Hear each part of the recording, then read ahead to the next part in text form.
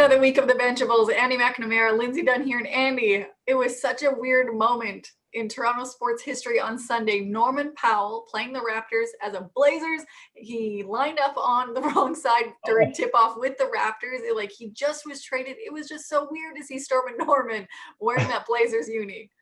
Lindsay, that was, I think, the sweetest moment in Toronto sports history. Forget about cool. Forget about winning championships. That was the most legitimate, sweetest moment. Norm went to the other side.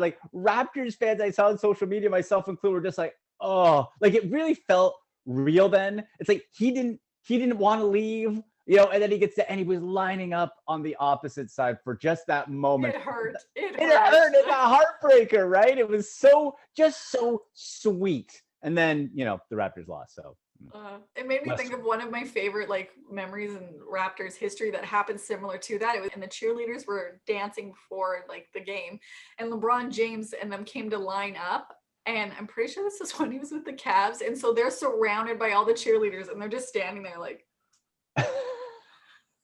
but Stormin Norman, we're going to miss you, pal. Okay, we got to talk about basketball also. NCAA March Badness. Yes, we're going with badness. Yep. Andy, break down something that has people a little glazed and confused. Lindsay, first of all, tremendous pun. And it all ties together. So I think in this world, there's not a lot that everybody can agree on, right? There's lots of, but I think one thing is children's charities, doing something nice for children. It's usually pretty, you're not going to get too much pushback on doing nice things for kids. However, the NCAA is no, that may cost us $1. So there's a donut shop in Syracuse called Glazed and Confused. Very, interesting. So they have Buddy Boeheim, Buddy Buckets, right, for March Madness star and all that. What they wanted to do was put his image, his face, on a donut, a little icing donut thing, and sell it with all proceeds going to charity. So this little donut shop, what would they get, Lindsay? $300? Maybe $400 for the Boys and Girls Clubs of America for Syracuse. NCAA and the Syracuse University he reached out and said, I'm just going to do this. He wanted some support. They shut it down. They said no. He said, okay, what if I just say Buddy Buckets? Not the name. They said, no, we're going to use that. We're going to use that too. They shut him down twice.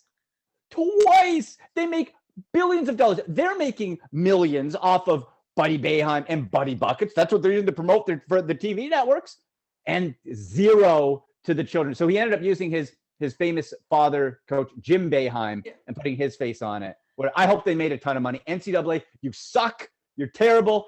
But I'm going to watch every second of. Honestly, it's such garbage because you're right. Before we even talked about how, the women's versus men's weight room and how they were treated and all this stuff and just how they treat their athletes in general. Trash city NCAA. Terrible. Morally bankrupt.